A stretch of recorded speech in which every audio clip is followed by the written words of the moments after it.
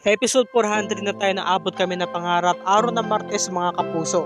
Pinunta na agad ni Lynette itong si Carlos dahil nga nakita niya. At tinanong ito kung saan ito galing. Sabi naman ni Carlos, galing lang ako sa labas, meron lang akong kinatagpong doktor. Akala ko pinuntahan mo si Zoe. Si Zoe? Huwag mo sabihin nagsiselos ka kay Zoe, Lynette. Ay hindi sa ganun, Carlos. Kasi nalaman ko na nagkakausap kasi kayong dalawa. Oo, nagkakausap nga kami. Ngayon, naantala yung pag-uusap nila dahil nga nagulat sila kay Nurse Ning. Pinuntasama ni Ana rin si Lolo Pepe at duguan ito. Isinugod agad dito sa East Ridge. Kaya pinuntahan na agad ni na Lynette sa ni Carlos. Samantala, ito naman si Zoe, tumawag sa daddy niya kay RJ Police. Sabi naman ni RJ, tama-tama napatawag ka. Tatawagan nga sana kita. Papunta na kami sa East Ridge Hospital dahil nakita na rin ng kapatid mo na si Annalyn, ang lolo mo. Sugatan daw ito. Kamusta po si lolo? Thank God, buhay naman siya. Zoe, buhay siya. Kaya papunta na kami ngayon sa East Ridge ngayon din. Ano po, buhay po siya? Buhay po siya, sabi niya kay Moira. Kaya nagtataka na po si Moira at talaga natatakot na. Pati si Zoe hindi na rin mapakali. Natatakot na sila. Samantala, niyakap agad ni Annalyn. At sabi naman ni Carlos, ano ang suggestion nyo, doktora? Anong diagnosis? Sabi naman ni Annalyn, meron daw blood clot, hematoma. Marami raw siyang mga sugat na tinamo. At meron pang namuong dugo sa ulo niya. Gawa nga ng pagkakahampas, pagkakabugbog at pagkahulog nga sa may bangin. At meron pang namuong tubig sa may ulo niya. Kaya kailangan ng operasyon. Ngayon sa pagkakataong to, nagtatalo silang dalawa ni Annalyn sa ni Doc Carlos.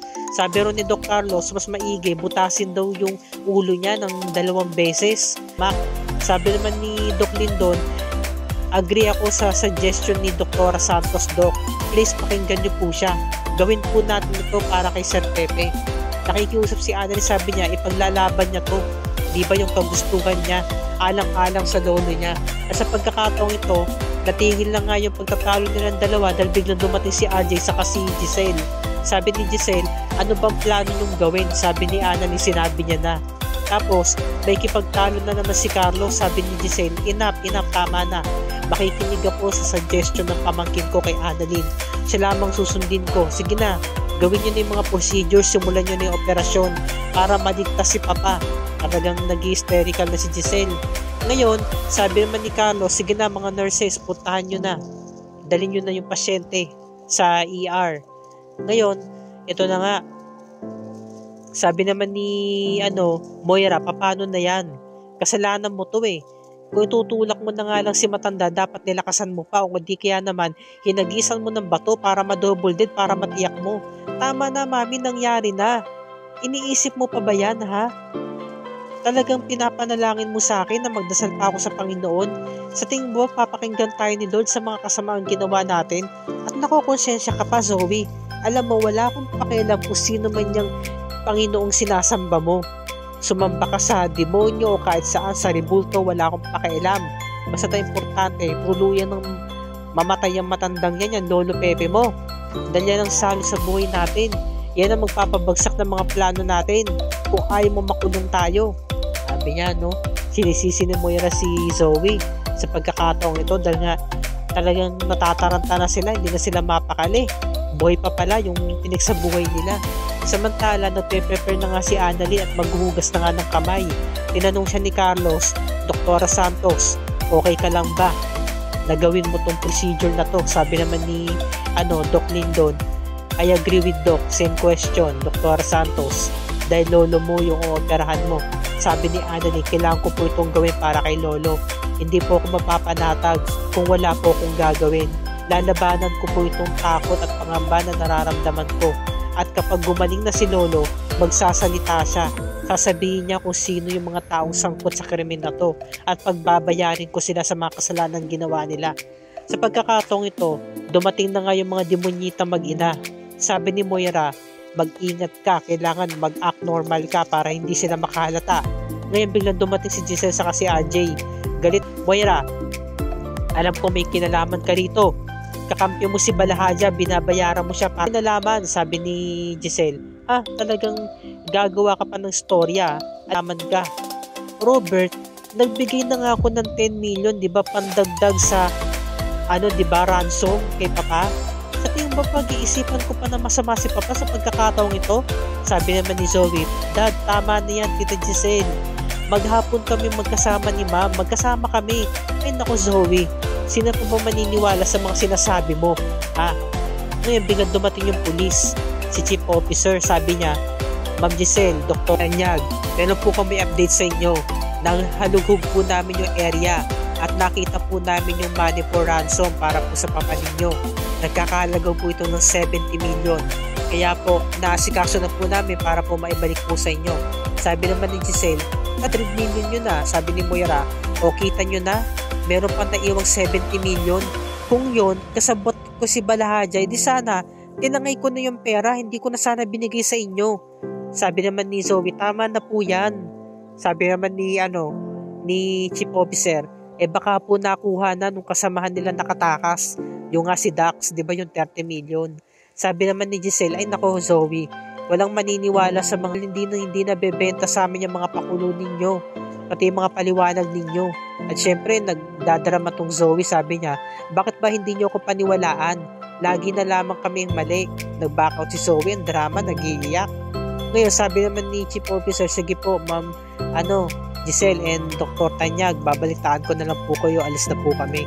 Samantala sa pagkakataong ito, sinasagawa na nga yung procedure ng operasyon. Kinakabahan si Annalyn, kaya pinalakas niya loob niya, sabi niya, Lo, gagawin ko po ang lahat, makasurvive lamang kayo. Hindi ako papayag na matulad kayo kay Ninong Cromwell, na maulit na naman ang pangyayaring ito sa pangalawang pagkakataon.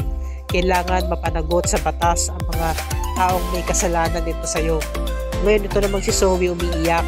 Solo siya, no? At inaalala niya yung pagkakatulak niya kay Lolo Pepe. Nahuli siya ni Lynette. Sabi ni Lynette, Zoe, anong ginagawa mo rito? Ba't ka umiiyak na mag-isa? Wala kang kasama. Kasi po, Tita Lynette, wala na po naniniwala sa akin. Punong-puno na po ako ng problema. Lagi na lang pong ganito yung nangyayari.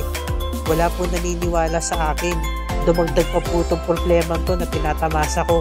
Si Tita Giselle galit na galit po sa akin. Sabi naman ni Lynette, alam mo Zoe, nandito lang ako. Saka kung meron kang masasabihan, pwede rin ako makapagbigay na advice sa'yo. Saka alam ko naman na kinakatagpo mo si Dr. Carlos. Talaga po, paano nyo po alam? Oo, alam ko yun. Talagang kapag meron ka problema, nagkakausap ko ni Doc Carlos. Sabi naman ni Zoe, pasensya na po kung nakakaistorbo ko sa inyo ha. Hindi Zoe, wala yun. Huwag mong alalahanin yun. Kasi po, nagsasabi lang naman ako ng mga sama ng loob kay Doc Carlos kapag nag-aaway kami ni Mami at kapag wala naniniwala sa amin. Ngayon, ito namang si Zoe, pinuntahan na nga si Moira. Ma'am, ano na pong balita kay Lolo? Sabi ni Moira, hindi pa rin tapos ang operasyon.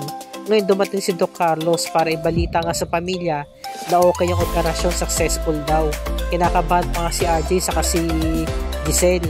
Kasi ang tagal sumagot ni na Carlos saka ni Doc Lindon. Ngayon, tuwan-tuwa sila at nakahinga na nga na maluwag si Giselle. Napayakap siya kay Ubeng. Sabi naman ni Robert, pangako ate, hindi ko naawayin pa si Papa. Sabi naman ni Annalyn, kinakailangan talaga na mabuhay si Lolo. Ngayon, sabi naman ni Doc Lindon, kailangan niya rin talaga ng fast recovery para manumbalik yung kanyang lakas at makakapagsalita pa naman siya. Dagdag pa ni Doc Carlos, hindi naman daw mawawala yung kanyang memory. Meron pa rin daw siyang alaala. Sabi naman ni Annalyn, kailangan mapanagot sa batas yung mga may kasalanan sa pamilya nila, lalo-lalo na kay Lolo Pepe. Hindi siya makakapayag na hindi makapagsalita si Lolo Pepe tungkol sa mga taong dumakip sa kanya. Ginatungan nito ni Giselle, sabi niya, tama ka Annalyn. Kailangan mapanagot sa batas ang mga walang niyang yun. So tahimik si Doc Carlos at napapatingin kina Zoe at kay Moira. Dahil nga alam niya na ito ang may kinalaman sa pagkawala at pagka-aksidente ni Lolo Pepe. Diba? Kaya sabi naman ni Moira, o mentor tong Moira, sabi niya, ako bang pinapakinggan mo Giselle? Sabi ni Giselle, wala akong binabanggit na pangalan. Bakit affected ka? Kasi naman, nakatingin ka sa akin. Pakiramdam ko, lahat na naman ng pangyayari sa pamilyang to, kami ang sinisisi nyo. Wala naman kami kasalanan, wala kaming ginagawa. Sabi ni RJ, tama na yan, enough. Ang mahalaga, okay na si Papa. Huwag na kayong mag-away. Ngayon, umalis itong si Moira, nag-back out. Sabi niya, Tara na nga Zoe, malis na nga tayo dito. Tapos nagyakapan sina Annalyn saka tatay niya. Tapos niyakap ni Annalyn si Tita Giselle. At dito na po nagtatapos ang review ni Rika para sa araw na to. Bukas pakatutukan natin araw ng Miyerkules, episode 401. Biglang nagkaroon ng vital sign si Lolo Pepe. Pagkakataon na ba to para makapagsalita siya at maamin niya ang buong katotohanan kay Annalyn habang ito'y nakabantay sa kanya sa loob ng